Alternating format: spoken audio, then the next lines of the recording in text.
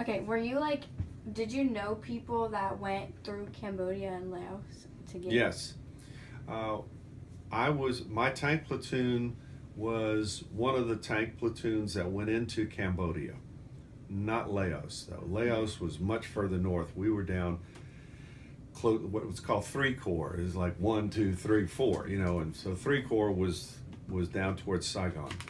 Um, I had just rotated out of the tank platoon, so I personally didn't go into Cambodia, but my tanks did. And in Vietnam, there were no enemy tanks because we could see them, the airplanes could see them and shoot them and so forth.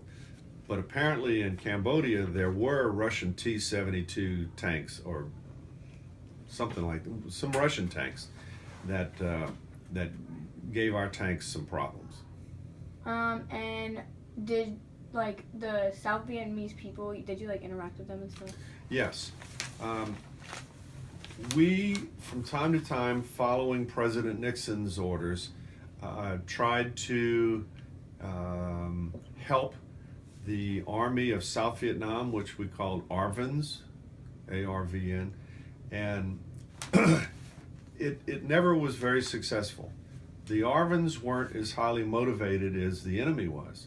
The Viet Cong and the North Vietnamese were fighting to reunite their country. The South Vietnamese were fighting for that to not happen, and it wasn't as passionate a fight in them, and they weren't very good soldiers. And I personally am not real fond of them because I'd give them rides on my tanks and they would steal everything they could. Like one time I was dropping a group of ARVNs off and a guy's smiling, saying hi, goodbye to me and everything. I looked, and on his helmet it said Weber, meaning he stole my helmet and was telling me goodbye. That one? Obviously, yeah, he that doesn't one. have it. It's stolen. Well, I got it back. I caught him. Oh! This one? No, that is a North Vietnamese helmet. That is a U.S. Army. This is what's called a steel pot. A bullet won't go through that most of the time.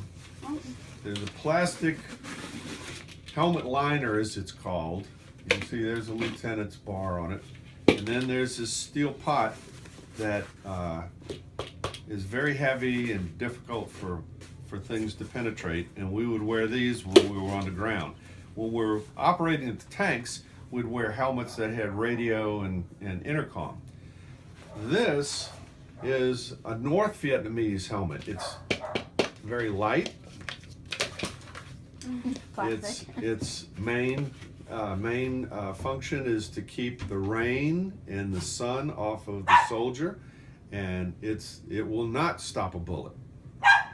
But they had to walk from North Vietnamese all the way down to South Vietnam. It might take them a year to walk.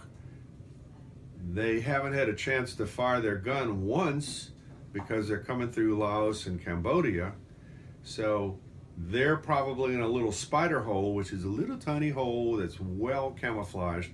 They pop up and they might have an RPG, a rocket propelled grenade, to shoot at my tanks.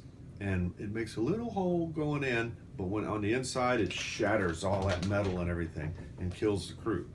So they have one chance. They have one chance to take a shot that actually succeeds. If they miss, then they've got 5 tanks and all these army guys and everything all over them.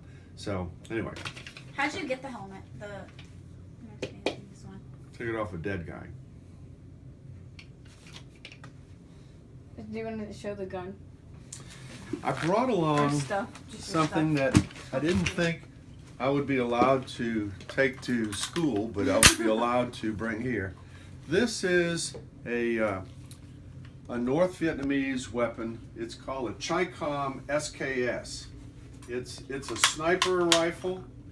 It's like the AK-47, but it's not an automatic weapon. It's semi-automatic. It has metal sights, and you put the sight up, and then you estimate the distance with this, and look through the thing to figure out where to shoot. They're very simple. They're cheap to make. When I got it, it was all filled with stuff like petroleum jelly so that it wouldn't rust in all of the rains, the monsoons, and it shoots pretty good. On the end, there's a bayonet that somebody had altered a little bit on the tip, but the bayonet is interesting because it'll fold back into the rifle by itself and lock, or you can fix bayonets without having to do what we had to do, which would be to carry a bayonet on your waistband or something. So this is an SKS. I'll hand you the other stuff. I also brought a North Vietnamese bandolier, and this was something they would wear around their chest like this, and this is where they put their magazines for their SKS and whatnot. Here I've got this looks like a American bandage, but they'd have other things like, here's a little thing and it's got Chinese writing on it. It's a two-part oil can to use to clean the rifle. So one might be the thing to clean out the copper filings after being fired, and the other might be for oil to keep it from rusting in the future.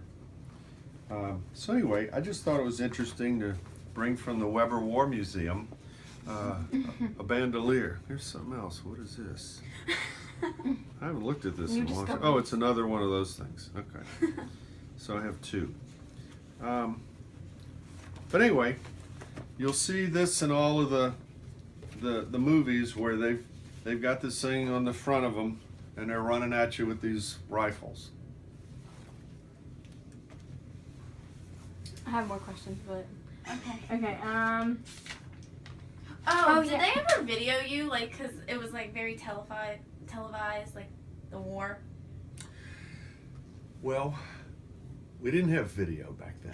It was before video. We had film. Oh, yes. Yes.